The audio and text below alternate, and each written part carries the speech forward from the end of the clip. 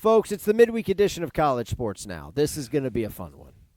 We head west. Wayne Cook in the house with us. Phil Steele, as he always does on Wednesday's show, will be dropping by to run through the Week 7 card. Yes, the 7th week of the regular season is upon us. Great. You got mad at me last week because I thought last week's schedule was just but this week is a good schedule. Well, stuff happens in college football. It does. Which is what we're going to lead off the show with, because if you listen to this program, you know that I, as the host of this show, have put a moratorium on UCLA football discussion, a ban, if you will. The ban has been lifted for today's program. The moratorium has been it's ended temporarily. You can play your way back on the ban, Wayne. If things go back the way that they once were, the moratorium will be reinstated. I know your phone has been ringing off the hook. It's been a who's who of just college sports royalty, frankly. I mean, Sirius XM, The View called, Good Morning America, Fox and Friends. I know you're a big Fox and Friends guy. They wanted to talk to you about what went down in the Rose Bowl. So we're going to lead off the show with this because the ban has been lifted. UCLA pulls the upset of the season. Like, that's not hyperbole, Wayne. That's what it was. UCLA knocks off Penn State 42-37. Wayne, for those of you that don't know, in addition to being a UCLA alum and a former quarterback, is the sideline reporter and really sideline analyst. You're not reporting, you're analyzing. You're breaking down what you're seeing. You're big on people's footwork and like their hips and how things are looking in pregame and what color Gatorade they're drinking on the sidelines, the whole shebang. So Wayne is on the sidelines stalking the Rose Bowl, as he does for every UCLA home game.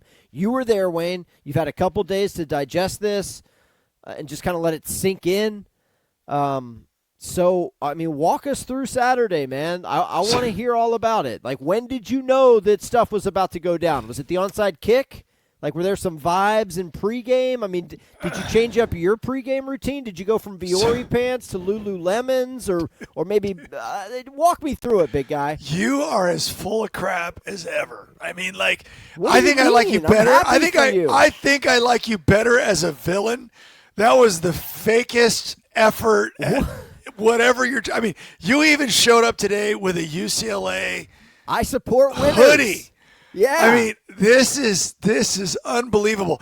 So listen, we've talked about this so much, and I even bring this up because I like to bring up like people that I follow, even in the NFL, like Kurt Warner, and he makes comments about how, the position is being coached, and I talk about it a lot in college. I just heard my old coach, who will tie into this conversation in a second, and Rick Neuheisel this morning talking about Arch Manning and how he needs to put his back foot in the ground and work on his fundamentals and his footwork. And he's 100% right.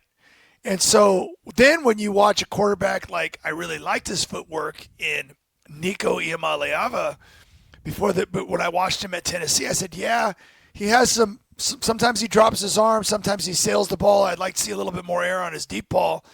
But he showed me that he has talent, but he also showed me that he has good feet, and he likes to move forward in the pocket. You don't see Nico running backwards that much.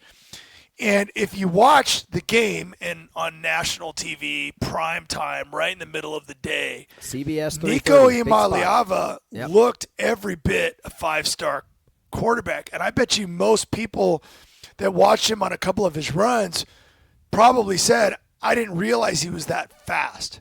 I didn't realize he was that agile. Because, again, I know we're going to start piling on Penn State, and they probably deserve some of it. But that game wasn't a fluke.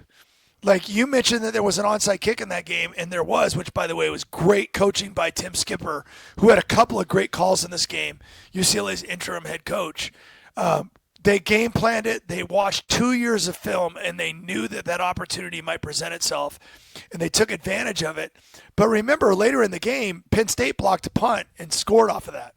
So it was almost like those kind of canceled each other out. So UCLA just won. And what was funny is all year it's been driving me crazy because I came out of camp with a lot more confidence than I should have had, as bad as UCLA looked in those first 4 games. So you have a head coach get fired. You have a defensive coordinator get fired. And then, like, with only a few games before playing Penn State, number 7 in the nation, you mutually agree to part ways, which I should have said for the defensive coordinator too. I don't even know what that means. Mutually agreed to part ways, and then here comes Jerry Neuheisel, who the first thing that popped in my head, Jerry's going to call the plays. And so now we have a new defensive coordinator that was brought in, Kevin Coyle from Syracuse, who had worked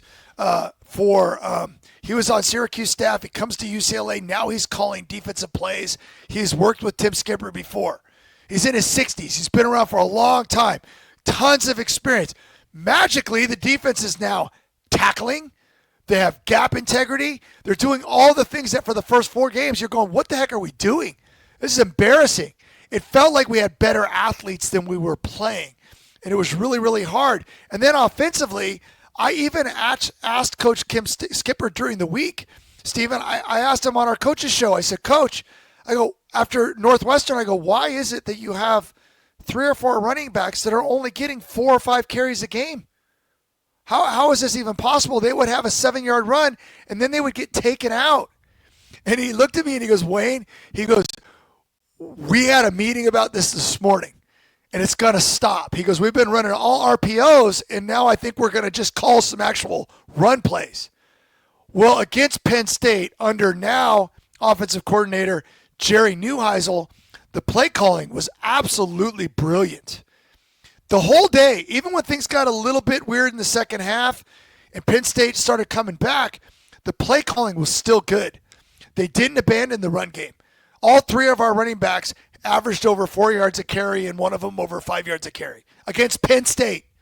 The 0-4 team against Penn State's defense. The quarterback had accounted for 5 touchdowns, 3 on the ground, 2 in the air. The receivers looked magically better. The quick passing game, the offensive line looked better. So I'm blown away, and I know you can hear this in my excitement, but one of the things I've always said about college football is one, first of all, you got to, when you're going through hard times, I don't care what your team is. I don't care if you're Penn State. I don't care if you're Florida State. Any of these teams that are going through, like, are we done yet? If you have a good team, you keep fighting. If you have a good team, and again, the interim coach and the 2 new coordinators, the team has embraced them. They're working hard for them.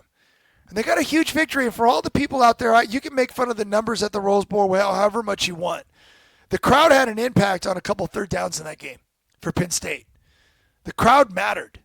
And so, like, it may have only been 40,000 people, but it was 40,000 good fans. And it was a cool environment. It was really, really fun. I don't know what the rest of the season is going to look like, but UCLA is better now because of what they have and how they're being coached. They have an elite quarterback that is as good of a dual threat guy as there is in the country. And even before this, by the way, and I will say this about Nico, he didn't give in to any of the crap that comes from Tennessee, any of that stuff. He's been great with the media. He's gone and sat at the podium after every single game and answered everybody's questions. He was sore and tired and beat up, kind of stumbling by me after the game. I said, Nico, you got to do one more. And he gave me a good, long, lengthy interview and answered all my questions, and then probably went and sat in an ice bath because he was sore and tired. But just so much respect for these guys. And I think that, again, sometimes we lose track of, in college football, all those players and everybody out there that's on a team that maybe isn't doing that well. Man, I've never seen a bunch of guys smile and have so much fun. My joke has been I got bear hugged by a whole bunch of real big, sweaty, gross men, and I enjoyed every second of it. Yeah, I enjoyed you did. every freaking second of it. So, but can we turn to the other side, because you know this. I've been talking about Penn State and Drew Aller for a long time, and I swear I'm not picking on him. We put him on this pedestal like he was elite, and he's not. He's good. He has potential. He's not a great thrower. He throws a really good touch ball. He threw a fade in that game that was beautiful. He throws some of the stuff downfield really, really well, but I think he still struggles with making quick reads, processing. And I also think he struggles, and this is the part that's not Drew Aller. He struggles with what they do on offense. Yeah, it just feels like Penn State doesn't know what their identity is. I would run Katron Allen twice as much as they do. Twice as much as they do. That guy is a beast. And he's become the best of the two-headed monster at running back. And the other thing I will say, their tight ends are good, but they don't have Tyler Warren anymore. They relied on him so much last year. It just feels like they'd lost their way. And then there's all kinds of weird moments. And again, I don't want to get carried away with this because you lifted the moratorium, so I'm not going to talk about this all day.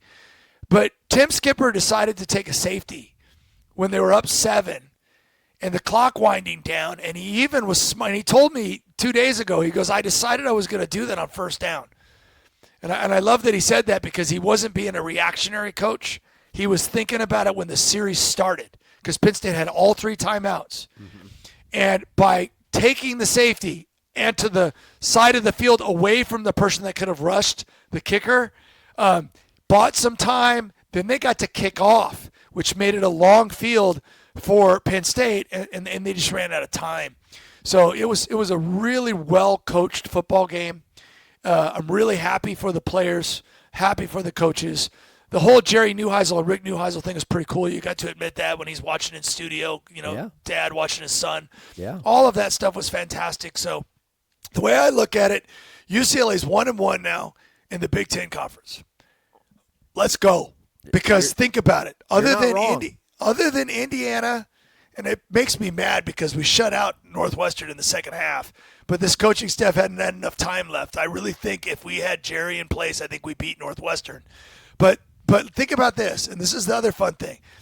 People forget, and this is everybody in the country, when we start getting into conference schedules, and this is what's really crazy, if somehow Missouri and Eli Drinkwitz, who is about the only one in the SEC that said because of we're Missouri, I would much rather have automatic bids going forward because we're not going to get the benefit of the doubt with a committee, and he's right. I'm being honest. He's right. He likes the idea of automatic bids. Now, think about this in the future. You could lose. You could start 0-4 and end up in your conference being one of the top 2 or 3 or 4 teams. And by the way, I'm not saying UCLA is going to do that. I haven't lost my mind. I don't know what's going to happen. Michigan State's this week, and we'll see what happens on the road. But think about it. I went to a Rose Bowl after starting 0-2. Rick Neuheisel went to a Rose Bowl after starting 0-3. Now, granted, those were really good opponents, and so were the teams that I played against. But there are teams that have played tough opponents. I think Notre Dame's still in the playoff mix big time. And they already lost 2 games. So there's a lot. If those automatic bids are back into play, if that happens, and you get an automatic 3 bids or 4 bids in your conference, all these teams that start slow are still sitting there going, you know what? We're still in this thing. Well, I think that would be pretty cool. The teams in those conferences, and you know what 2 those are, right? It's like the halves. I'm not. Well, I already said it. Bids. I wouldn't be mad, Stephen, if Sure. they went 3, 3, 3, and 3. And I know people think I'm crazy, and then have the other 4 be, committee, they choose. Well, right now there's only 12 spots, Wayne. You got to expand this thing for your plan, for your master plan. In the future, it would bother me. You know what? I first of all, I was excited about the show today because of what happened on Saturday. But I love that we're already we've already pivoted towards, how can we politic this and spin this towards the future state of college football where, hey, Big Ten, guess what? We get 4. If we handle our business, we're in. We're not there yet, but I just love that you took it there. Can I ask a question about Jerry Neuheisel specifically? Yeah, please do. Yeah.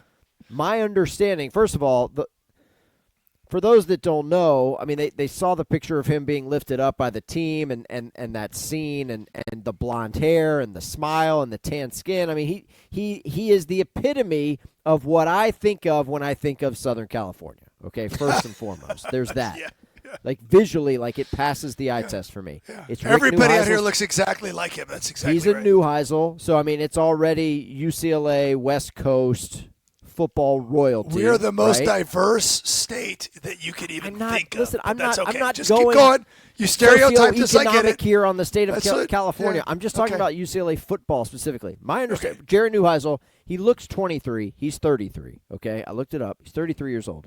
My understanding, Wayne, is that he got the gig on Tuesday of game week. Yep. He found out that he was going to be the play caller. He was going to be the interim OC. So how do you go from that to making Nico look like this dude who had everybody excited and gushing, not just when he first came to UCLA, but also when he first came to Tennessee, the dual threat ability. Yeah. Guy had 16 carries for $128. He had 3 touchdowns on the ground. He had 2 through the air, mistake-free football. He looked like he was shot out of a cannon. Yeah. So how does that happen in 4 days, Wayne? So Explain here's that to me. Jerry Neuheisel was the obvious choice to call the plays. This guy's been calling plays in his head his whole life. He's been, ever since I've known him as a coach, I mean, we haven't talked about it, but I guarantee you he's the assistant coach on the sideline going, he's already formulated how he would call plays and how he would do things. He was beyond ready for this.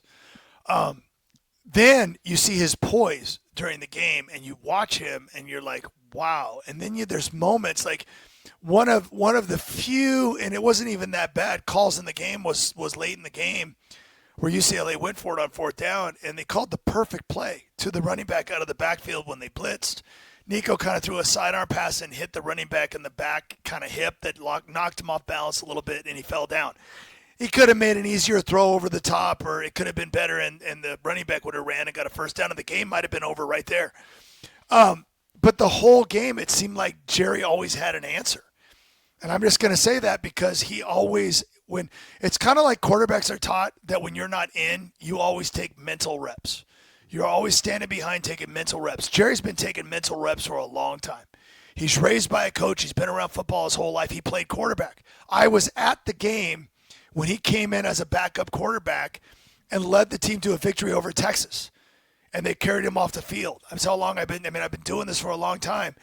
And he's just always had that, I can do this.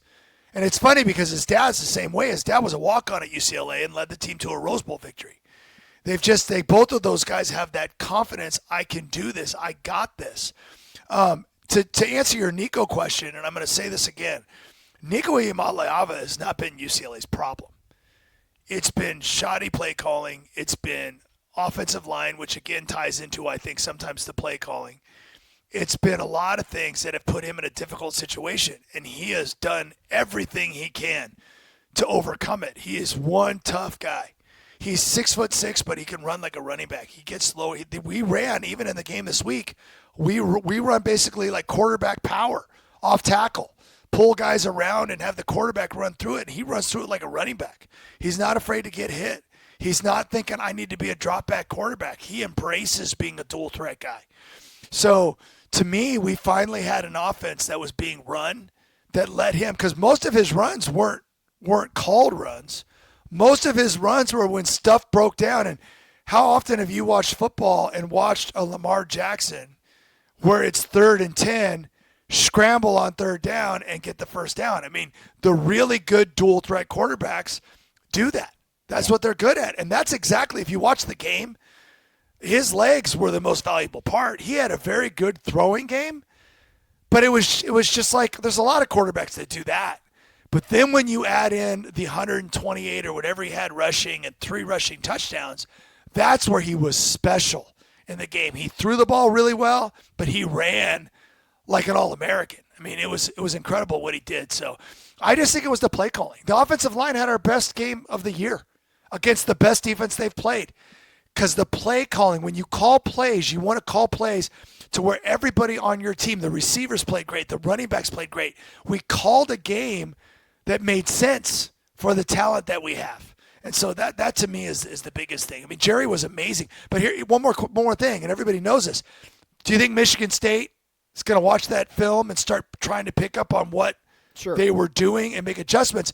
But I will remind people, Kevin Coyle, the defensive coordinator, and Jerry Neuheisel, who started on Tuesday, are now also going to add some more of their wrinkles into the mix as well. So, again, because of your – and, again, Phil Steele is going to join us. We will talk about football games and teams that aren't UCLA and Penn State. I promise. But again, for what this is, and look, I don't feel bad about this. I've been excited about doing the show with you. I'm always excited, Wayne, to talk to you. But obviously, when your team is 0-4, it's like that's been a tough putt for us. Here's my question: on the other side of the football, because of your vantage point on the field, was there a point in pregame warmups or just before this thing got going where you're like, these guys aren't into it? Like Penn State players, coach, I'm just wondering because can you identify what that looks like? Were they giving off this aura of like we're just going through the motions here? We're not taking this seriously. So you see that a lot in sports, right? And you can tell a little bit, but like to be honest with you, if you're a championship team, that happens that you don't deserve to be a championship team. I mean, you got to show up and play every game. And so they're in the Rose Bowl. It was a great crowd. It was a great day. Penn State picked it up in the second half. I know they had players out, but so did UCLA. Our two rush ends that were supposed to start the season were both out in this game. We've tinkered with so many offensive line groups, and we've done a lot. We just got one of our really good receivers back a little while ago. So, like, both teams you can make excuses all you want, or you can just go back to the drawing board. So, like, if you're, Coach Franklin, what are you going to do? You got to start winning now. You can't afford to lose any more games. And if you do, are you going to blame it on your players weren't up for the game? If you're a championship team, you always have to be. College football, you can't afford a loss like that. So on Penn State side, you play an 0-4 team and your guys don't show up and they just go through the motions. That's on you. So it is what it is. I mean, it's part of the game. Here's the crazy part. Penn State, Clemson, Texas, all these preseason top 10 teams that are now they're gone. Like Clemson started 0-2 in the ACC. I know they got right against North Carolina. Okay, congratulations. Texas now has 2 losses. I recognize just one of those is in the SEC, but they still have a gauntlet in front of them. They got Red River this weekend against Oklahoma. We'll talk to Phil about that. They got A&M at the end of the year. Texas A&M's a top 5 team. They got a lot between here. Oh, they still have a trip to Athens to deal with Georgia. And then you've got this Penn State team, which – 0-2 in the Big Ten. Are you completely dead? Are you completely you have a faint pulse. I mean, you're 5.5 feet underground. It is the faintest of pulses. I'm not going to say that you are dead, but there are a lot of people, Wayne, who are like after that performance. Yep. Don't need to see them in the 12-team field. Don't need it. We tend to be very reactionary because you have to remember that if UCLA ends up winning 5 games out of the last, 7 or whatever we have left, it changes that game, right? Because then you can look back and say, well, maybe it was the coaching, maybe it was the coordinators, maybe UCLA had better talent than we thought.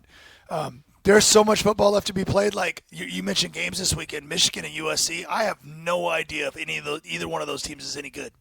I don't know. I think I've watched both of them and I'm like, I think SC's got talent, but they make too many mistakes. And Michigan, I'm going to be honest, I don't think they're even close to as good as they've been. And so but I don't know. That also is a team with a young quarterback that could get better as the season progresses because young quarterbacks do get better. But those teams that you mentioned, Arch Manning, Quinn Ewers, the whole nation owes you an apology.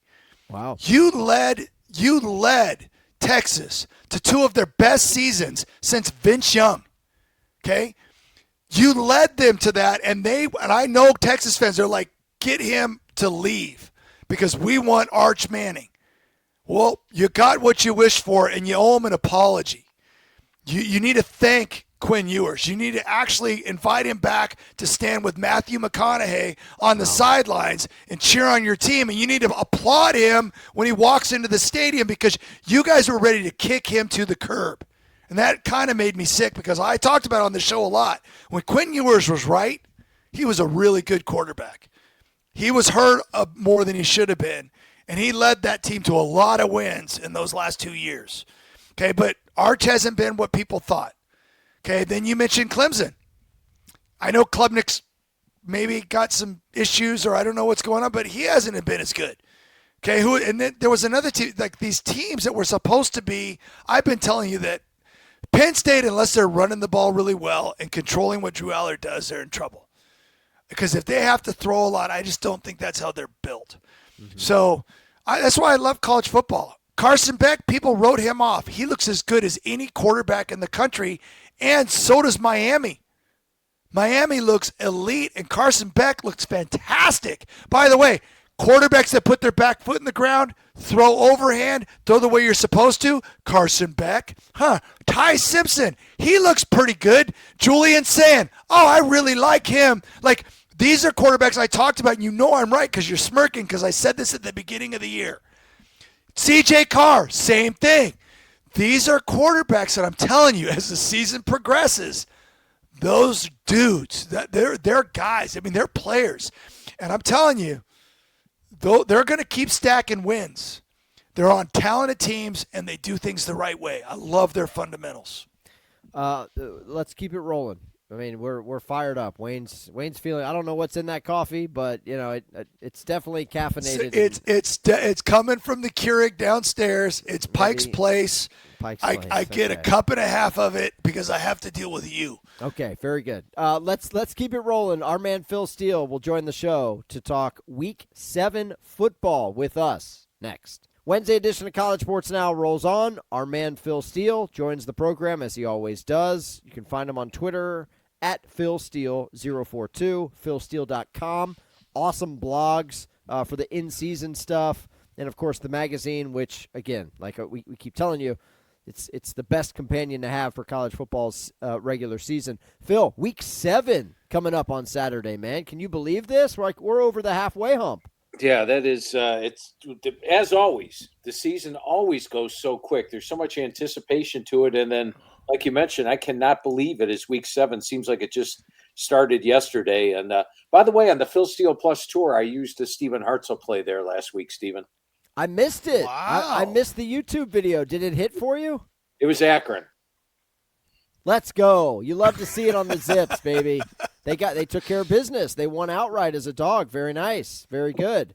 I mean, if you're going to drop my name on the Phil Steele Plus, Phil, it needs to win. I mean, I would feel terrible if it lost. So, very good. Very good. What was going through your mind, Phil, when you're looking at the scores? And I know you're watching the games on Saturday. You got the TV set up. It's 27-7 UCLA at the half. Like, what's going through your mind when you saw that? Naturally, I figured that Penn State would get a come back and win the game. And it had to be sleepwalking through the first half. But, the way that UCLA moved the football on them was really surprising. Penn State's supposed to have one of the top defenses in the country, and I think UCLA had the ball for almost 40 minutes. Sort of the same thing Vanderbilt did to Alabama last year. Remember, Vanderbilt held the ball for like 41 minutes or 42 minutes in that game against Bama. And even at the end of the game, though, Penn State's driving down for a tie. You're still thinking, okay, they're going to just escape. But no, gutty performance by UCLA. And Nico Iamaleava looked the best he has by far all year. Hey, Phil, I just got a follow-up, and not necessarily about UCLA, but you mentioned Nico, and this could be for any quarterback. I really, because we were just talking about some of the quarterbacks that have underperformed, and then maybe some of the other quarterbacks that we should be paying attention to that are playing really, really well. I really think play calling plays a huge role in this, because sometimes the calling puts the offensive line in a bad situation. It puts the running game. I mean, UCLA hasn't run the ball at all, and all of a sudden now we're running the football against Penn State. Why couldn't they do that against New Mexico? You know what I mean? It was there. It just wasn't being called. And so I look around the country sometimes, and I wonder if coaches are helping out their quarterbacks, or in some cases hurting their quarterbacks by the way they call games. Yeah, I think so. And, I think if you establish the run, it just makes everything easier on the quarterback because the defense cannot tee off and just pass rush. They've got to defend the run, and it opens up play action passing. Yep. It opens up a lot to the offense. So, and you go and look at some of the teams that have struggled offensively this year with quarterbacks. Look at LSU, for example, with Nussmeier. The big knock on LSU the last 2 years is they just don't run the football enough. And maybe that would help Nussmeier if they ran the football a little bit more. This is just a random, and then we'll get into the games, Stephen, because this is a great week. Well, I can't wait for this weekend. Maybe your biggest surprise as far as like overall this season, and then a team that's just really you're like, dang, I didn't see that coming. They've underperformed. Well, naturally, the three top teams, Penn State, Texas, and Clemson, all teams that, frankly, I had, the AP had in the top five, and none of them are ranked at this point. I think all of those teams have really been surprisingly bad. Maybe a little bit of a surprise. I thought it was Tony Elliott's best team that he had at Virginia. But now to go and beat Florida State in the very next week, followed up with the win over Louisville earlier. They're 5-1 on the year. And really, look at the rest of the schedule for Virginia this year. They host Washington State. They go into North Carolina, which at this point doesn't look like much of a contest. They play Cal on the road. We just saw Cal get smushed by Duke at home. They play Wake Forest at home. They do play Duke on the road, but then they host Virginia Tech. They're going to be favored in 5 of their last 6 games. This may be a Virginia team that's playing in the ACC title game this year. Wow. Yeah, our man Roddy Jones, who obviously does a lot of ACC network stuff, said the same thing, Phil. He's like, if you're looking at schedules, Virginia, UVA, Georgia Tech in terms of favorable schedules, and then you've got Duke out there lurking because Duke gets Georgia Tech and UVA in Durham, and they could find a way to either wreck someone's season or, win out. I mean, Duke's been playing really good football the last couple of weeks, so you never know. All right, on to the Week 7 slate, Phil. I got a Friday nighter for you that I'm actually pretty excited about. USF, ranked number 24 in the polls, at North Texas. Now, I don't know nationally if people realize just how dominant North Texas has been in some of these games, Phil. They're a slight road or a slight home dog in this game. But the AAC is very, very good at the top, and these might be the two best teams hooking up on Friday night. What do we think? Yeah, and when you look at North Texas, their 3 home games this year, they've won by an average of 38 points per game. Now, it's on the road. At Western Michigan, they actually trailed the entire game, won it in overtime. Army, they led most of the game, but needed overtime. So 2 overtime wins on the road. But at home, absolutely dominant. And that's where they get USF. So I think that's a big plus. I like what USF has done their last 2 games since they lost to Miami. They've blown out South Carolina State and Charlotte. But this is a North Texas team that if you watch them, they're very good at running the football. And this goes back to Wayne's point. They're averaging 5 yards per carry, close to 200 yards per game. And that's opened it up for Drew Mestemaker. Mestemaker's a guy that didn't even start in high school. And here he is in college with an 11 touchdown passes and 0 interceptions, hitting 68%. It's a beautiful offense to watch, much more dynamic at home where they're putting up 49 points per game. I like North Texas to win this one at home. Yeah. All right, Phil. Good, really good game in the morning in the Big Ten. Illinois. Other than that, I don't know if it's an anomaly or if Indiana's that good. But Illinois against everybody else is off to a solid start. But Ohio State comes to town and they're playing great football and have so much talent. Does Illinois at home have a chance to hang in there against Ohio State? Yeah, and I think if you watch Illinois' offensive line, it has been much better at home. Now, granted, Western Illinois and Western Michigan. But keep in mind, USC came in among the nation's leaders in TFLs, and they were only able to get 1 sack, and I think that was the only TFL for the entire game. Illinois' offensive line plays a lot better at home, and coming into the year, Brett Bielema was pretty high on it. So as long as they play like that, and Ohio State's got a dominant defensive front, then I think Illinois has a shot at staying in this game. I think you'll see Ohio State, which has gotten off to some slow starts. I mean, they had 7 points at the half against Texas, 13 at the half against Ohio, 7 at the half against Washington, and even last week against Minnesota, it was 3-0 late in the first quarter. I think they scored last play of the first quarter for the first points of the game. That if that keeps Illinois in the game, Illinois' got the offense. I think can move the ball on this Ohio State defense a little bit. I think they can make it competitive. The key is going to be watch that offensive line for Illinois. As long as they're not overwhelmed, I think they make a game of it. I like Illinois plus the points in this one. Nice. They're getting a lot of points, too. Let's go to the SEC. Alabama, Missouri. First of all, Phil, how did that Alabama touchdown with 20 seconds to go against Vanderbilt treat you last week? You hear me complain about that stuff all the time, don't you, Stephen? Yeah. I will take that one. That was one back in my favor. Thank you very much. Okay. A few minutes ago, I texted Chris, and I said, Chris is the guy I work with closely at the office. I said, Alabama could kick a field goal with 23 seconds left. And there it is, 21 seconds left, and it's fourth down. They pass up the field goal, go for the touchdown, and thank you very much. I will take that one. I'd be complaining about it if I had Vandy. Good. I just, sometimes these things balance out. I was on Vandy, so that's why I bring it up. Alabama, Missouri. This was a game last year where Missouri just they got blown out of the water, and the same thing happened when Missouri had to play a ranked A&M team. Now you're getting Bama in your building. Okay, Missouri's looked really good this year, and this is a weird line, Phil. Explain this to me. Why is Alabama only a 3-point road favorite in Como Saturday? Yeah, look at the stats Missouri has this year. They're phenomenal. Not only are they 5-0, they're outgaining opponents by 320 yards per game, and they're beating teams by 30 points per game. They've got perhaps the best running back in the country in Ahmad Hardy. Watch a Missouri game. This guy breaks. If he gets the ball, he's going to break 2-3 tackles on every single run. And Jamal Roberts, the guy that broke my heart against Kansas with that touchdown run at the end of the game, also has been breaking a lot of tackles. Those two average over 7 yards per carry. Bo Pribula's look great, hitting 76% with a 9-3 ratio. And Coach Drinkwitz said prior to the year, this is his best team, and they sure look like it so far. With that said, I'm going to take Bama. Missouri hasn't really been tested, haven't played a team anywhere near Alabama's caliber. Alabama's already played at Florida State, played at Georgia. And as you mentioned, last year, this game wasn't much of a contest. I think Alabama's going to be able to go on the road and pass this test. I think Alabama, talent-wise, is right up there among the very best teams in the country. Yep.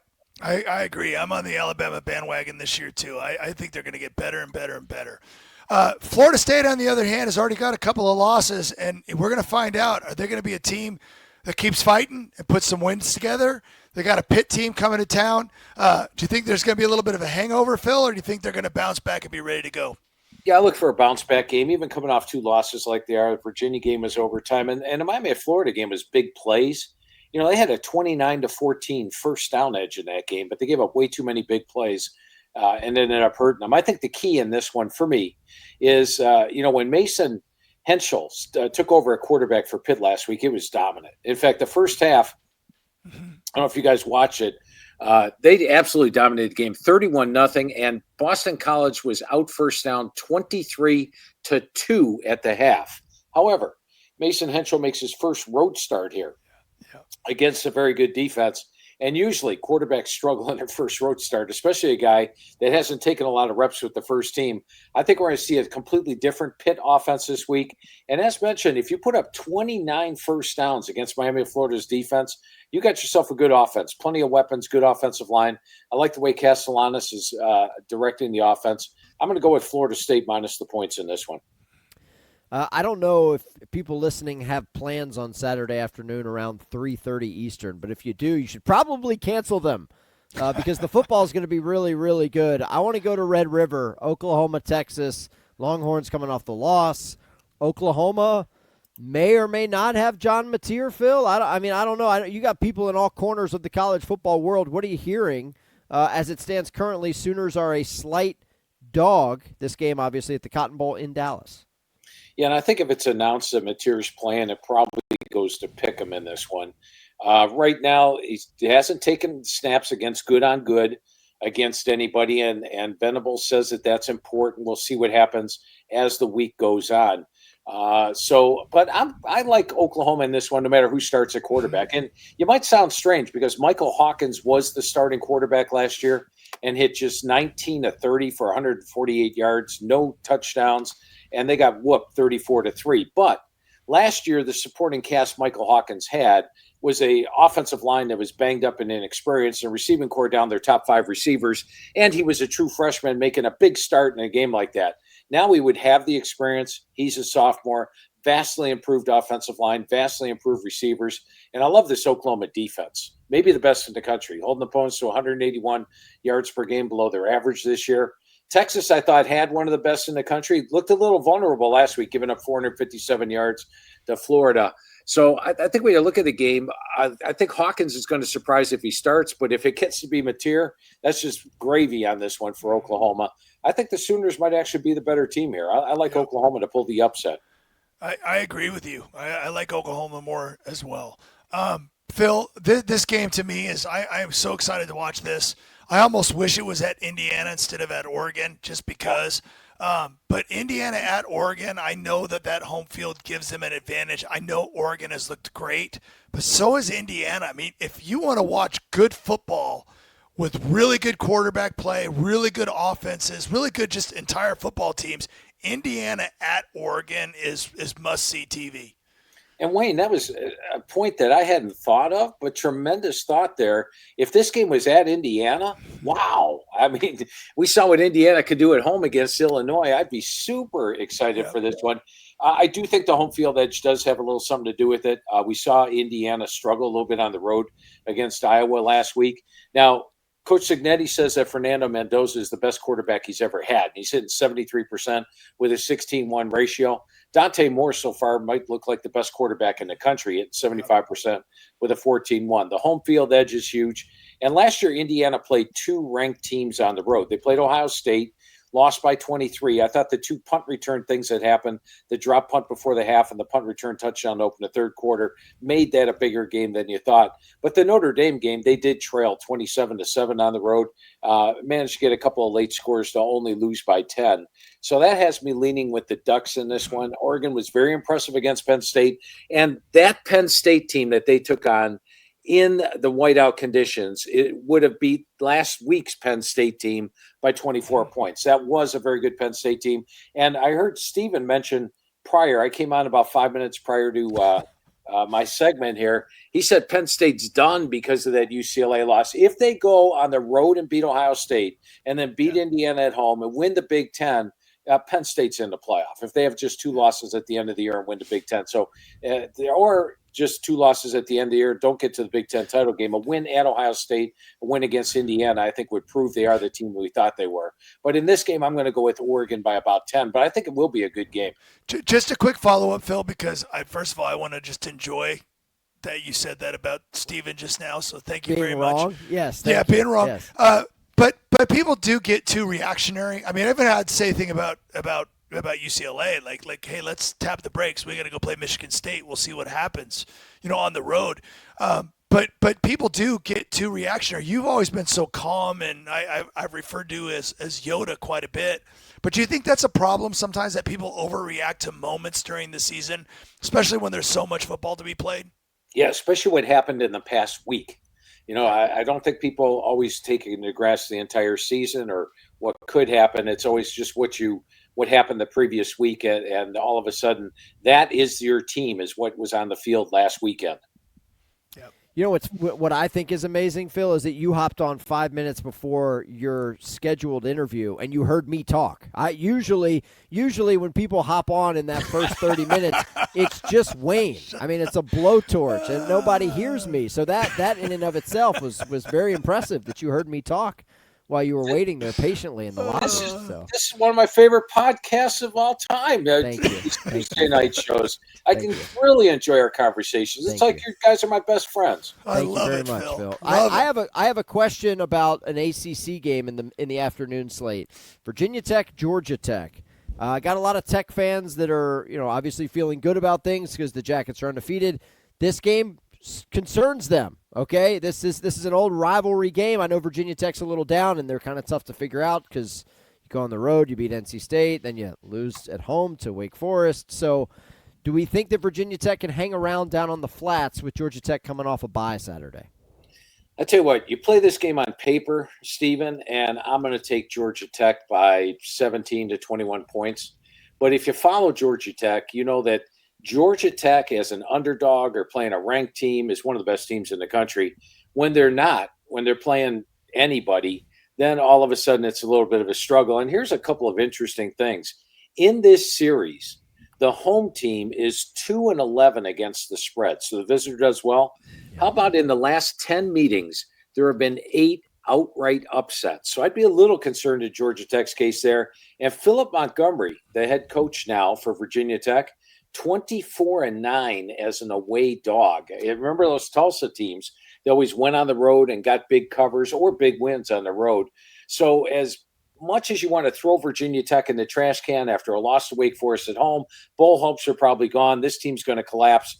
those would have me concerned, as is the fact that Georgia Tech is not a very good big favorite. Yeah.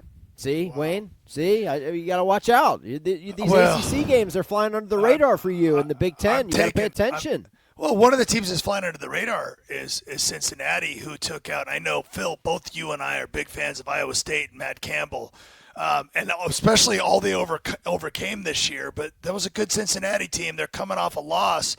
Now Iowa State has to travel to Colorado. The line's not very big. Does Iowa State bounce back and get a big road win and get back on track? Yeah, a little concerned about the injury situation for Iowa State. Not only were they missing their top 2 defensive backs last week, they're missing 6 defensive players from the 2 deep overall. And really, Cincinnati just crushed them on the ground and through the air. I mean, they averaged 7.6 yards per carry. But the one thing I've learned about Iowa State and Matt Campbell is this guy knows how to adjust. And go back to last year and my conversation with Coach Campbell this post-spring. He said, Phil, we were all banged up on defense. And as we went over each position, they were missing 6-7 starters at one point last year when they were losing to Texas Tech and Kansas on the road. But they adjusted. They actually got to the Big 12 title game. And I think in this case, they will be able to adjust. I think the 3-3-5 is going to be a confusing defense for Caden Salter to solve. He's a guy that has tossed some interceptions in inopportune times. And offensively, I still like what Iowa State's doing. And even in the loss last week, they had 465 yards, 29 first downs. So the spread's extremely cheap in this one. I think people are overreacting to the 2 DBs being out and them getting beat by Cincy. But remember I said at the start of the year, Cincinnati is my underrated team in the Big 12, and they sure are living up to it with Sorsby at quarterback and by far Satterfield's best team. Yep. To answer your question directly, I like Iowa State minus the points. Yep. Yeah, Sorsby's been tremendous. I mean, that guy has just come on so strong in the last month. The night slate on Saturday, again, if you have plans, I don't know what to tell you. You need to cancel them because I'm looking at like 5 big boy football games on Saturday night, including ranked on unranked. Florida A&M. Aggies are favored. We know what Florida just did, knocking off Texas at the Swamp. Can they keep that going, Phil? I mean, obviously Kyle Field, very tough place to play, but A&M laying more than a touchdown here has my interest. You're throwing me for a loop when you say you have plans on a Saturday. What else do you do on a Saturday but watch college football? So true. Who in the world does anything else? My world doesn't even exist outside of college football on a Saturday, so I don't understand that whole plans thing, Stephen. But anyway, let's get to this one. Florida against Texas A&M. I can't go against either team here because we saw Florida's offense finally live up to its talent potential. You got Jaden Baugh running back. You got DJ Lagway when he's not throwing interceptions, can be pretty dangerous. 457 yards on Texas.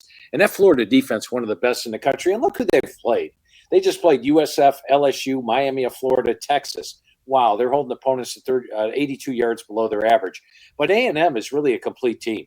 They've got the offensive line, which Coach Elko told me in the spring is a Joe Moore Award contender, and they've looked like it. They've got the running backs with Moss, Owens, and Daniels. They've got the quarterback, Marcel Reed. They've got the receivers with Craver and Concepcion. They've got the defense, which is holding opponents to 138 yards below their average. The biggest crime was that Auburn game, which they only won by 6 because they totally dominated the game. Should have won it by 21 points. Little in my craw there, but they finally showed it in the second half against Mississippi State last week. So I can't go against A&M here, even though they're laying 7.5. I can't go against Florida. Good game to watch. So this is one where, Stephen, you're going to tell Wayne that he doesn't have to bet on every game. Yeah, that's right. Stay away from it. I agree, by the way. And both of those teams, Florida looked really good last week. I watched a lot of that game, so that was fun. As far as Stephen skipped this one because he doesn't, I guess, like the SEC that much, but Arkansas, who's obviously dealing with some changes, but I've seen firsthand that sometimes changes can lead to a spark. Taking on a Tennessee team at home, I think the number's 12.5 on this one or whatever. So to me, I would expect Tennessee to win. I'm just curious what you think Arkansas is going to do dealing with what they're dealing with. Yeah, there has been, I think in all sports, the interim head coach bounce. The first week after you fire a coach, you get a really good performance. And they've had the bye. They've got Petrino. And there's really nothing wrong with that offense all year. They're averaging 15 yards per game. Taylon Green looks great. And that happened, I would say, in the 5th week last year. He finally caught on to the Petrino offense and has been outstanding since then. He's got a 12-5 ratio. He's run for 441 yards. I think this one will be high scoring because Arkansas doesn't have a great defense, but they do have a good offense. Tennessee can score on anybody. And the thing about Josh Heupel, and Stephen will appreciate this, he's a guy that in the 4th quarter will score that extra touchdown that you need. So you like him as a home favorite. You also like him if you have the over in a game because he's going to keep trying to score in the 4th quarter. They're putting up 51 points per game. I see it as a high-scoring game, A. And B, I would lean with Tennessee in this one because I think they are the more complete team, and we'll have to see how Arkansas comes out of that coaching change. Wayne, I'm very proud of you for you know what? I'm so proud of you for picking an SEC game that I skipped. I'm going to let you pick another one. You're go 2 in a row, Wayne. Go ahead. Slow down because that is a very good game. I mean, I love watching brands, but let's go to the game that I care about the most. Like I wasn't even ready for you to do this to me, so I'm just going to jump forward a little bit. We'll come back. This game is like an old school Rose Bowl to me. Michigan at USC. I was telling Steven before we started that to me, these are two teams that I don't know enough about yet. You know, SC looks talented, but they make too many mistakes. Michigan, I'm just not sure. I think they're both really good teams. Not 100% sold on whether or not they're playoff type teams. So I'm curious what you think, Phil. Yeah, and I don't think the Coliseum is one of the top stadiums in the country as far as noise and all that, but USC is a lot better at home than they are on the road. I think they're now 1-13 when they travel to Eastern or Central time zones, and they lost to Illinois, a game where Illinois could have won by more, fumbled in the end zone for 2 touchbacks. But this is a different USC team. I think their defensive front seven can slow down the run game of Michigan. And offensively, this is a potent squad. I mean, Maava has got 11-1 ratio. Wayman Jordan looks great at running back. He's averaged 7 yards a carry. They've got the receivers. This is a team built on speed, but now they're physical at the line of scrimmage, both offensive and defensive lines. So I think they have more team speed than does Michigan. You still have a freshman quarterback on the road in Michigan. If Michigan could turn the game into what they did against Nebraska, which was outrush them 286-43, it would be one thing. But the funny thing about UCLA this year, they are actually throwing or running the ball more than they're throwing it. It's first time under Lincoln Riley, I believe. They've run the ball 177 times. They've only passed it 154. So they're actually physical at the line of scrimmage. I like that. And I think USC's a better team. I'm going to take the Trojans at home in this one. Ooh, that's going to be awesome. Yeah, that's a game. That's a great such game. A massive swing game for both of those teams. Winner's going to be 5-1. That's just tremendous. Deep South's oldest rivalry. I mean, again, like we're just playing the hits here. I mean, Georgia-Auburn. Like, are you kidding me? This is going to be a tremendous game. Georgia, just a 3.5-point road favorite. Although I feel like there's some stat that you have, Phil, about Kirby as slight road favorites in the SEC. So what do we think here? Yeah, he's definitely a solid road favorite in the SEC. And also, this is a series that Georgia has are absolutely dominated. They have won the last 7 in a row, and they have won 11 of the last 12 straight up, and almost all of them they've won against the spread, and normally by double digits. And like last year, they won 31-13 at home. Surprised the spread's only 3 in this one. Now, Auburn did play Oklahoma tough. They should have got beat by Texas A&M by 21 points. They did beat Baylor on the road, so they've had a tough schedule. They've looked good at times, but I think this is a Georgia team that doesn't play as well when they're a big home favorite, and we've seen that for in almost every single game. They actually covered against Kentucky by a half point, I believe, but it was close. But they do play much better as an away favorite. So I'm gonna call for Georgia to go on the road, continues their series domination, and get the win by more than the field goal here. This is why I love this week so much. There's these games that you look at. I've been real high on Texas Tech this year. They've looked fantastic. But Kansas comes to town, and I'm not going to lie, I wouldn't be surprised if this one went the other direction. I think Texas Tech is better. But there's always those games that could go either way, and Kansas is a well-coached team. So I'm curious what you think. Yeah, I'm super impressed with Texas Tech. Yeah. The fact it's at home, I think, is a big thing. Kansas not quite as good on the road. Last week, UCF jumped out to a 14-0 lead. They were able to come back and win. There was that torrential downpour in the second and third quarter. UCF, I don't know what happened to their offense. Of course, they lost their quarterback in the fourth quarter. And Kansas held on with a fourth and goal at the 1 yard line stop to keep UCF from taking it to overtime. Texas Tech has looked like the complete team. They've got the defense that's among the best in the country. They get pressure on the quarterback. They stop the run. They can run the football with Cam Dickey, Jacoby Williams, Adam Hill. And then, no, it doesn't matter. Barron Morton, Will Hammond, they're good passing. I'm going to take Texas Tech at home in this one to win it more comfortably than the spread. What's your read on LSU, Phil? Because obviously, they got one of the best wins of the early season going to Clemson and winning in Death Valley. But, boy, come to find out that Clemson's not what we all thought they were. So that win gets devalued. And, is Garrett Nussmeier hurt? Like, I'm hearing things about maybe his knee's not right. I don't know what to make of LSU. You said it earlier. They're not running the football very well.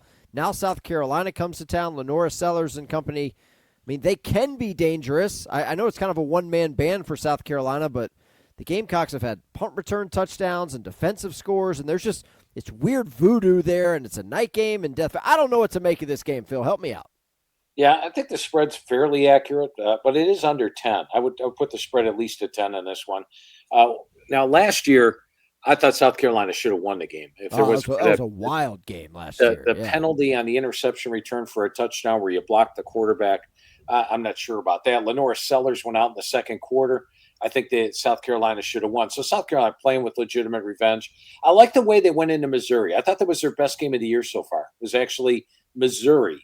A loss by 9 was their best game. The Kentucky game, they didn't overwhelm me. They got 2 defensive touchdowns. It wasn't dominant. Virginia Tech in the opener wasn't dominant. The Vanderbilt game, they lost Sellers in the first quarter. I did like the way they played a Missouri team that's been buzzsawing everybody else. But here's the thing with LSU. They got out first down by Florida, 23-10. The reason they won that game was 5 interceptions by Lagway. And Ole Miss outgained them 480 to 254. That's almost 2-to-1 yards they got outgained by Mississippi on the road. Now, the defense proved more susceptible than what we thought earlier in the year. In fact, in SEC play, they're giving up 423 yards per game. So maybe that defense is not what we thought they were. But I still thought South Carolina was somewhat of a flawed team, a little overrated coming into the year. So in Death Valley at night, I'm going to lean with LSU by about 10. So get it while the spread's single digits.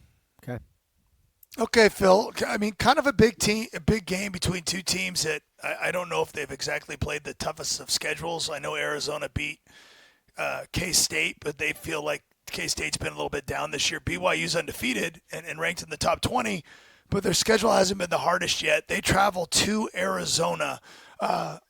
This is a game I will definitely want to watch somewhere in Michigan. I will find a place to sit down and watch this game. What do you think? Yeah, I like Arizona here. I really like the way they're playing. Last year Noah Fafita was just looking for Tatoria McMillan. Now he's got a very spread out offense. It's tougher to defend rather than just double teaming one guy and know he's going to throw for McMillan the whole game.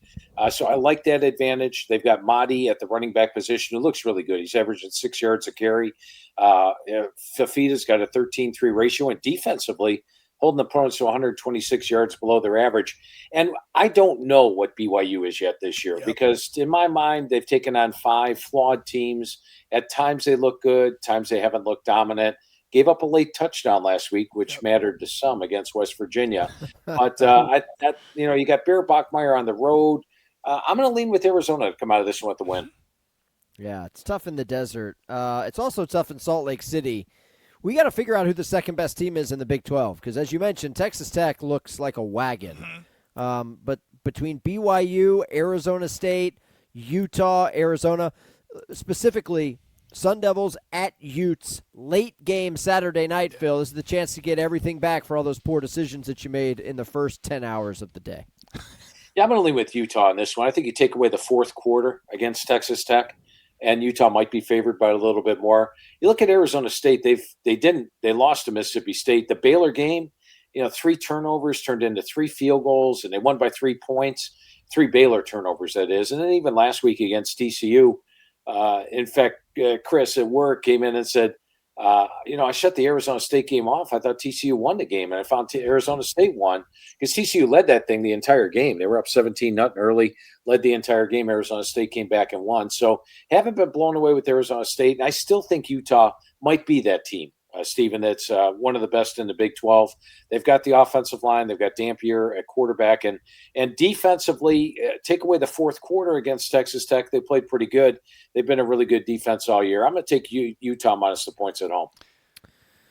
Phil, you know where I'm going to ask you. I get greedy. I mean, we've just run through every game in the top 25, and I've got phenomenal content here for the going into the weekend. But I got to ask you.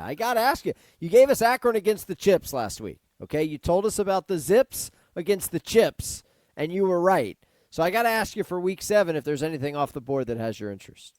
Yeah, I'm going to take a team this week, Stephen, that in the last 3 years has won a grand total of 0 games against FBS teams. Oh, no. Wow. I'm going to take a team that barely beat Merrimack College 21-17.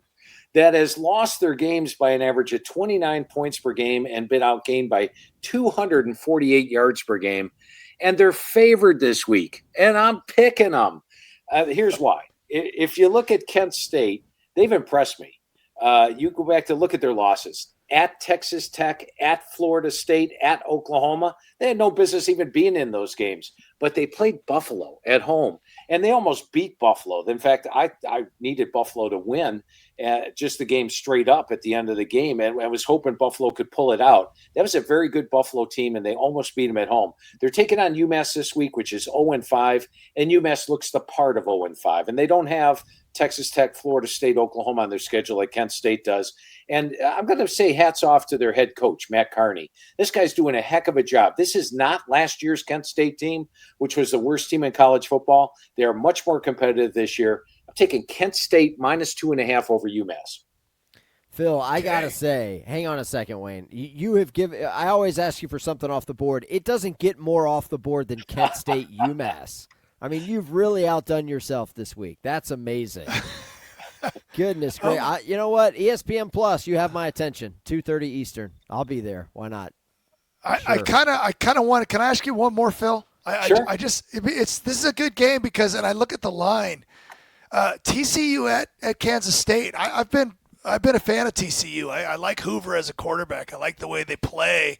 And to see that line being what it is shows that there's still respect for Coach Kleiman in Kansas State, even though they're 2-4. Yeah, I think Kansas State went through the post-Ireland thing and came out of it with a nice win over UCF. And heck, you look at the field goal swap at the end of the game against Baylor.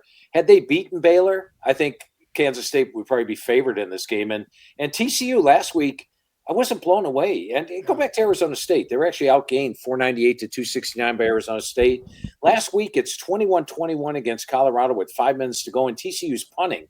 The punt goes off the back of the one of the up men, and they recover, get a touchdown, then add on another touchdown with like a second to go in the game to get the cover, 35-21. So I haven't been blown away with TCU. K-State's dangerous at home. I think it's going to be another game down to the wire, much like K-State Baylor was last week.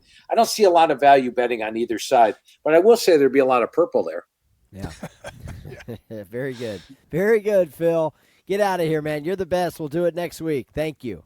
Yeah, a lot of fun. Always enjoy it, guys. Have a great weekend. Yep. There you go. Thanks, will. Phil. That's tremendous content from our man, Phil Steele. Gosh, so good. And look, I ask him because I genuinely want to know like something off the board because we're only running through games involving ranked teams. But Kent State UMass, I was not prepared for that. That is like some real sickos committee college football. I mean, that scares you. Next level stuff from our man. You're not Phil, touching it. I know you. I can already tell by your reaction. You're not touching it. I'm absolutely touching it. We'll absolutely include that in the old 8-teamer. Yeah, we're absolutely putting Kent State in there. Hey, Wayne, before we get back to college football, just a quick follow up. What's the status of those golf balls, man? Have those hit the shopping cart yet? Have you shipped those out?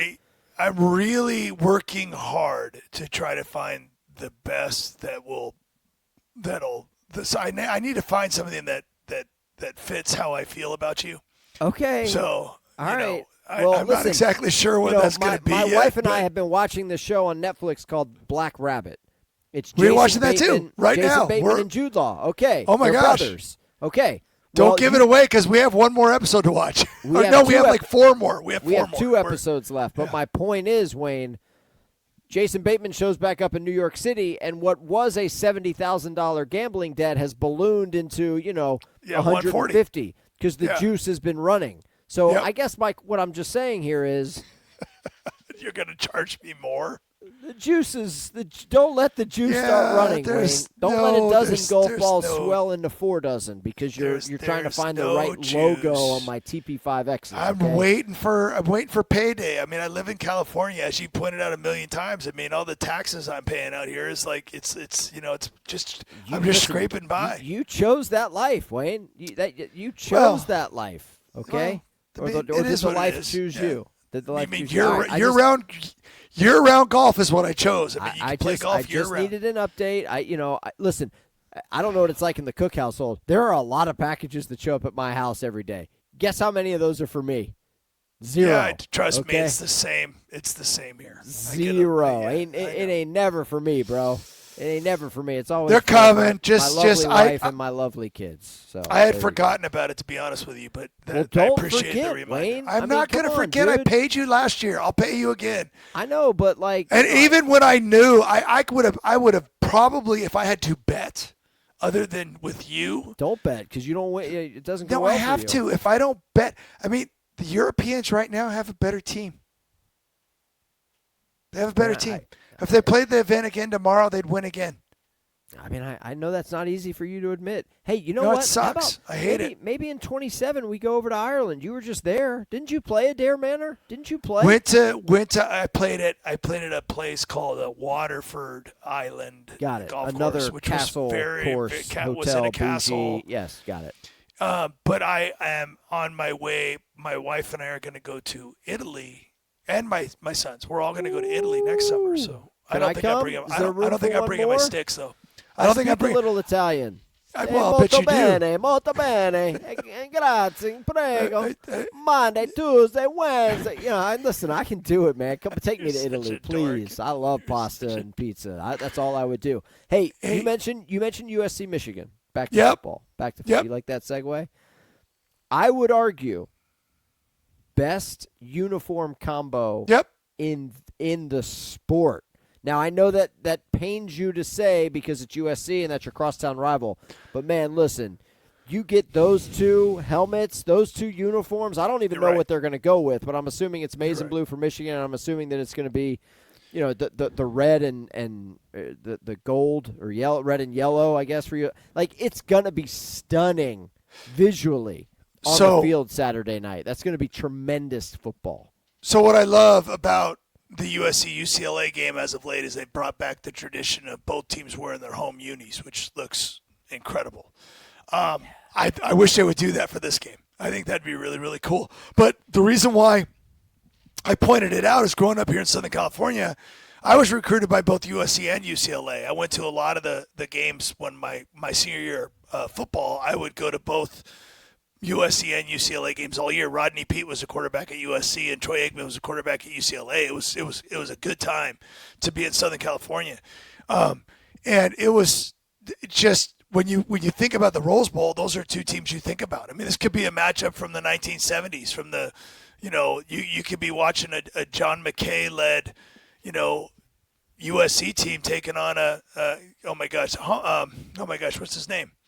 The Michigan coach, the really famous one. Bo Schembechler. I'm sorry. Bo Schembechler. I mean, it could be like, that type of this is the tradition of college football. These are 2 blue bloods. But I did say this, and I agree with Phil because I've said the same thing about USC. USC has more talent, I think, right now than Michigan does. I'm just not sold on their discipline.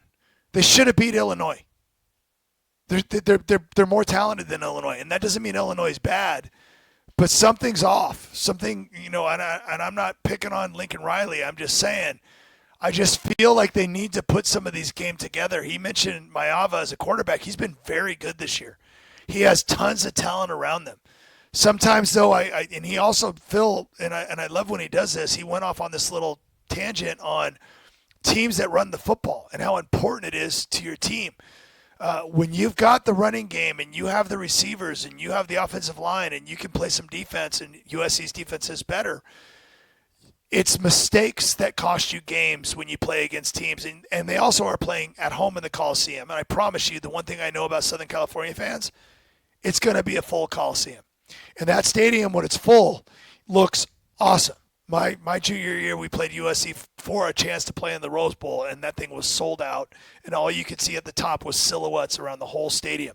Nice. It's the old school where you're marching into the Coliseum like you're in Rome almost, and you can hear the cleats against the concrete as you walk down the tunnel to play in that stadium.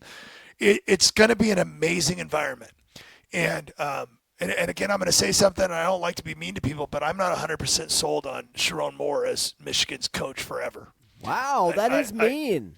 That is not nice. It's just I don't know if I've done. What has he done? Well, what has he not? Well, he took over a team.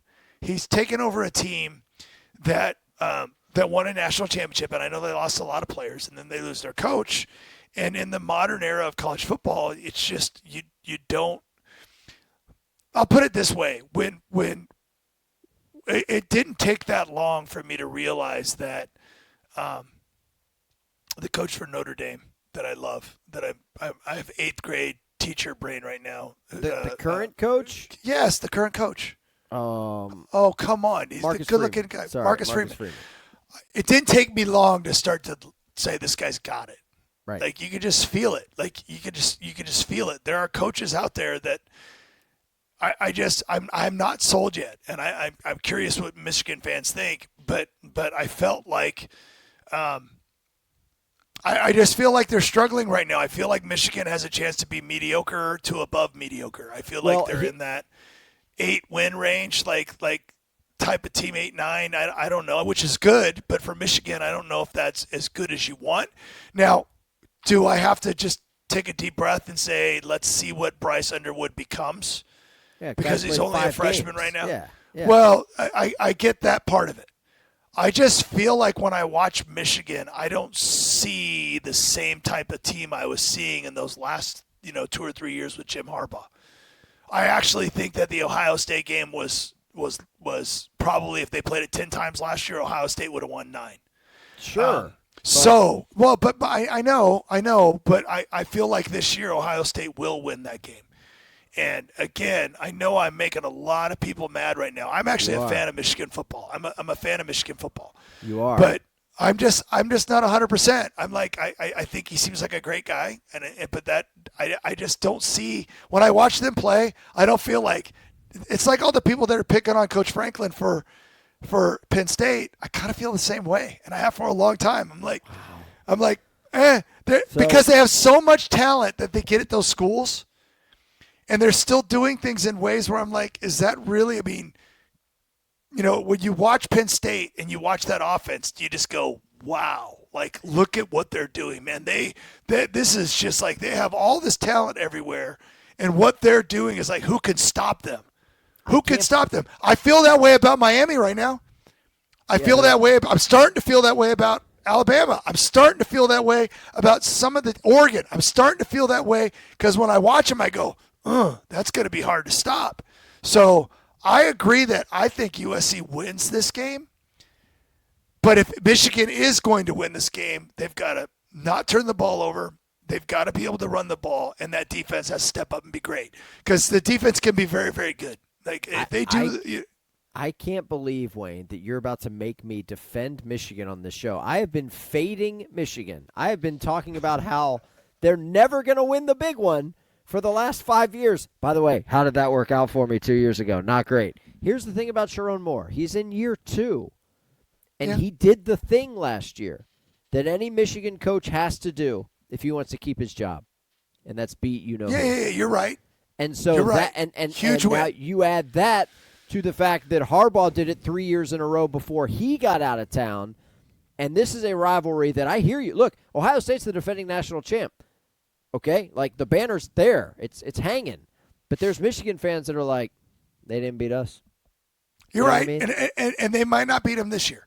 I could be totally wrong. I'm just throwing it out there as something to ponder, because when you replace, and I've been bullish on Kalen DeBoer, because I thought that he was, from everything I've seen, and I've seen UCLA go up against him more than once. And by the way, UCLA defeated Kalen DeBoer and Michael Penix in the Rose Bowl, and played really, really well. But I still have been so impressed with the way he coaches and what he does. And I truly believe that if he got the right quarterback in Ty Simpson, who I think is way farther ahead than Bryce Underwood is right now. So to me, and then, by the way, he's a young quarterback. He's going to get better and better and better. But I still am not 100% sure. And I can't wait to watch the game this weekend. I want to see it, because Michigan, please prove me wrong. I want you to beat USC so bad I can taste it. I want you to beat it by 3 touchdowns, I want to come on next week and be like, wow, now Michigan, I didn't see this coming. Love it. So that's what I want to see. This is why I think this game is so fun, Wayne, because it's a massive swing game for both, not necessarily programs, because Michigan's won a national championship. Like they feel pretty good about things. Like you're like, I wonder how Michigan fans feel. They're still riding pretty high after going 15-0. But here's my thing. You know who needs this bad is Lincoln Riley. Like, yeah, totally. He's the one in this equation who's like, look, we're 4-1. We win this game at home. We're 5-1. Like we're right where we need to be at the halfway point of our season. Because if we go 10-2 in this league, yes, we got Notre Dame coming up. Like, okay, we're back. But if you lose this game, now you're 4-2, and people are whispering again. You can't stop the run. You can't play big boy football against these Big Ten teams that just want to run it down your throat. Because you know that's what Michigan's going to be doing Saturday night, Wayne. It's going to be Justice Haynes all night long. Can Absolutely. you stop it? Because nobody else has been able to stop it so far this year, except for Oklahoma, although Justice Haynes ripped off a 75-yarder against Oklahoma, and statistically he had a pretty good night, even though he was bottled up outside of that 75-yarder, but that's not how it works. So if you're USC and you lose this game, and you got Notre Dame next week, where you're going to be an underdog in South Bend, you go from being 5-1 to staring at 4-3. You see what I mean? And so that's where, if you're USC, this is fascinating, because yes, you got Mayava, you got the number one guy in QBR, you got all these pieces, all these weapons. Michigan's coming here. They're a one-dimensional offense. They got a true freshman quarterback. On paper, you're like, USC should handle this. But if they don't, man, these are the types of losses where Lincoln Riley, you're looking at him in year 4 now. He ain't no spring chicken now. Like, you're in year 4. Take us to the promised land. Get to the CFP. You lose this game, and that becomes a lot tougher. That's a great point. And again, I was kind of trying to point that out with Phil, that, USC to me just doesn't play clean enough. It just feels like they find ways to get in their own way. And so it doesn't mean they don't win games. It doesn't mean they don't have a ton of talent, but sometimes you question the discipline. And so I agree with you there. I think that USC at home, this is a game they really need. And if you really think about it, if you're in the Big Ten right now and you know that Indiana and Oregon are playing each other, because I think most of us are going to say right now it's Ohio State, Oregon fighting for that top spot. And then it's Indiana that's nipping at their heels, because that Indiana win over Illinois, and Illinois bounced back and won out and beat USC. Yep. So if you look at those comparisons, because, Indiana boat raced Illinois. Boat raced them, like 60-something to whatever it was. I forget what the score was, but it was like crazy. And then SC loses to Illinois, and granted that was at Illinois, and it was on the road. But now Indiana travels to play Oregon, and two of the best quarterbacks in the country, two of the best, the way that these teams have been playing. I would argue that Indiana's offense, if you just look at the statistics, is better than Oregon's. Right? Remember, Oregon struggled. UCLA scored 42 points on Penn State. Mm-hmm. Oregon went to Penn State and got 17, or I forget what the score was when they went to overtime. 17-17. It was tied up. So we're going to see. Like, that's a game I feel like Indiana's been challenged. Both teams have been. Both teams have played good teams there. That's going to be but whoever loses, USC and Michigan both have a chance to move up. Sure. The top half of the Big Ten is a little bit deeper than we thought it was. Yeah, right. We don't know about Nebraska yet. Like I still think they're mid. I don't think they're there yet. I mean, and again, I know UCLA plays them later, but I still think they're working on it. But there's a good chunk of teams that want to be on that top echelon, and I think Michigan and USC are fighting to be in it. And by the way, Michigan fans, before you hate on me too much, I still think you're in that top echelon. I do. Because of the talent you have. I'm just saying I don't think you're at the top of that. I think you're more at the bottom of the top group right now. So let's see what happens this way. If you win at the Coliseum in Southern California on what I expect to be a beautiful day, I'm telling you, Michigan, you're right there. You walk into your next game with confidence, and USC has to take on, as you said, that's when Notre Dame comes up that next week. Yeah.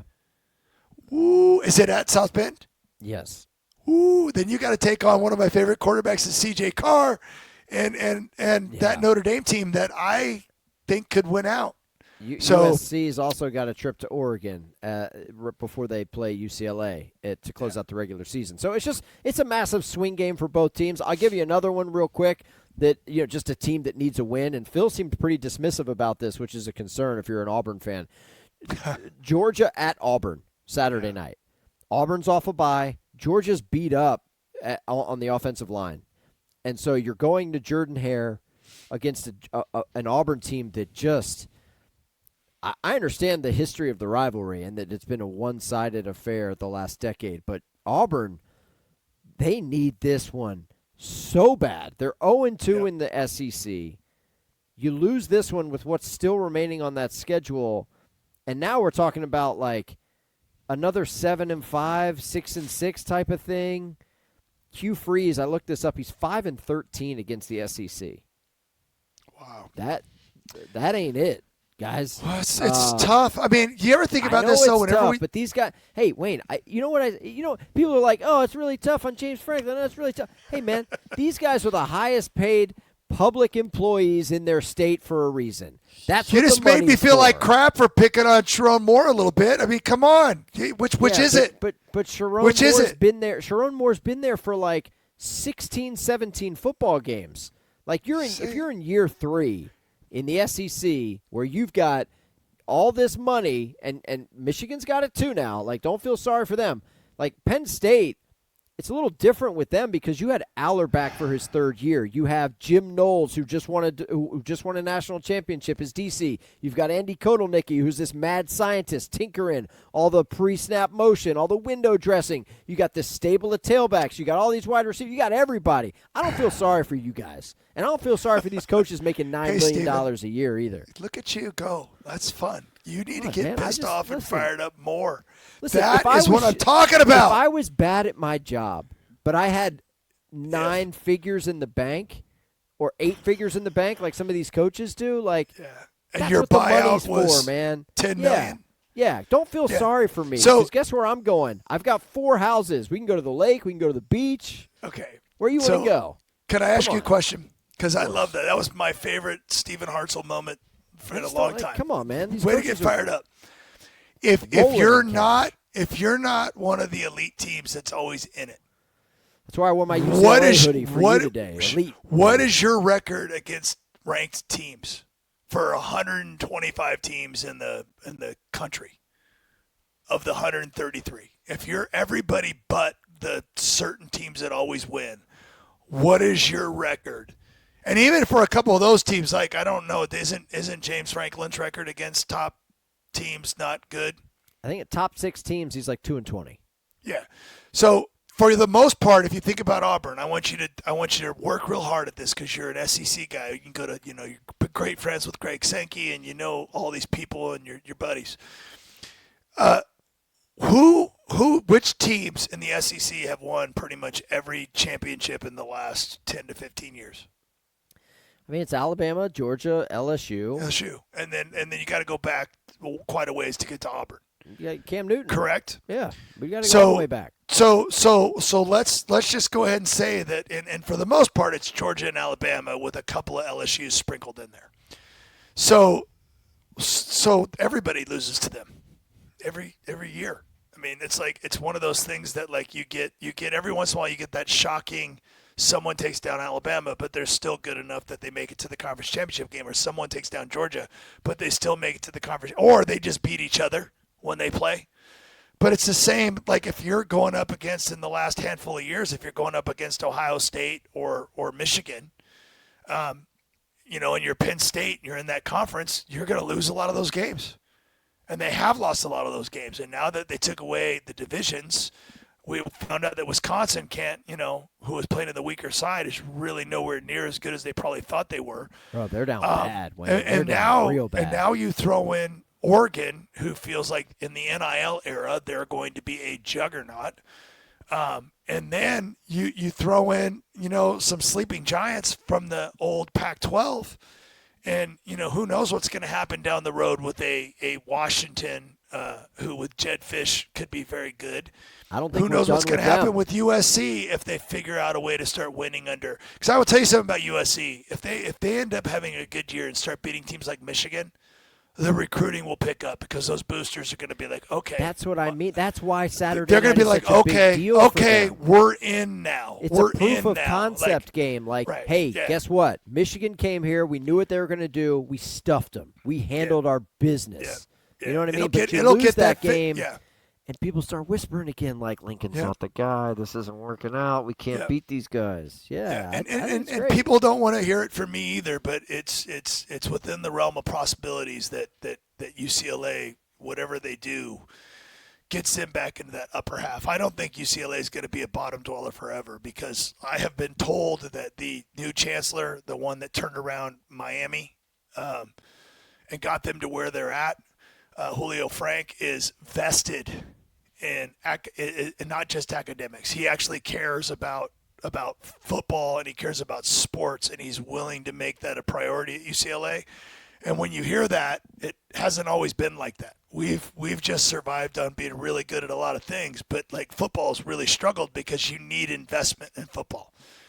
And so I'm just telling you, these conferences, look at you tell me that the SEC, if you go to Oklahoma Stadium, and I'm going to bring up another conference of Texas and Oklahoma make their move to the SEC. If you go to Oklahoma, and I have been there, I've been on the sidelines watching Adrian Peterson run the ball around that field, and and I've been there other times than that, and it's an amazing place. You know how many Big 12 championships those guys had? It was stupid. I mean, right? it was they won like almost all of them. They were dominating. If Brent Venables can turn Oklahoma into a team that can be dominant on defense and be really good on offense, and I don't think Sark's going to be. I think they might have. You know, the Arch thing is going to be interesting to see how it plays out. I was actually going to ask Phil, is there ever a point? Like, I don't even know who their backup is. Is there ever a point where you give someone else a shot? Because it's again, I know people think I'm picking on him, but like when I watch, I see so many things fundamentally that he needs to work on, and maybe he's not ready. You know, maybe he's not going to be the guy. Maybe we were wrong. But those two schools could add something to the SEC that if Oklahoma gets back, because Oklahoma has been whimpering since it's been in the SEC. Doesn't feel like it this year. Feels like they're going to be solid. So, like I say, these conferences that invited in some successful, some storied programs into their conference, once they start getting a foothold, man, I'm telling you, we're going to have a whole bunch of teams with more losses going into the playoffs than we've ever had before. Hang on. Because of the competition. Do you have a pair of Jordan sneakers behind you? I do. Would you Are like to those see new? them? Wayne? Hold on. I'm going to show them to you. We're on YouTube. You can search for Varsity Network, and you will be able to find this video that I'm now going to. Sometimes, like, if you would like to buy these off me for a lot of money. I'll tell you what size are those? I think they're 12s. Why don't you send me those instead of the dozen golf balls we'll call it either? No. These are sweet though, aren't they? I'm kind of afraid to wear them. You know what's so funny is sometimes I get paid in gear. Are those new? Have you had those? They're brand new. They're just sitting. They're hanging out. No, but I mean, have they been behind you this whole time, Wayne? They're hanging out for everybody that's watching with my game balls and my helmet and my 4 wonderful trophies and my 2 jerseys, and I got my Rose Bowl stuff over here. You can't see it. Listen, I know UCLA is a Jordan school. I just never noticed the Jordans behind They've been sitting there They've been there for all this whole season. time. Because I'm afraid to wear them. Maybe it's because your head is just maybe the proportion. Should I back up a little bit? Should I just be off to the side? No, I don't know if your head is growing or maybe it's shrunk or what. But I've never seen those in the screen until now, and you've got some Jordan 11. You probably PEs. never noticed the little picture of me those right things here. Are sick, dude. You probably never noticed the Rose Bowl. The whatever they call it, the day of the game. Program, thank you. That's because the colors faded because those things are so old, man. Gavin Newsom doesn't even let y'all print those anymore because those are on paper.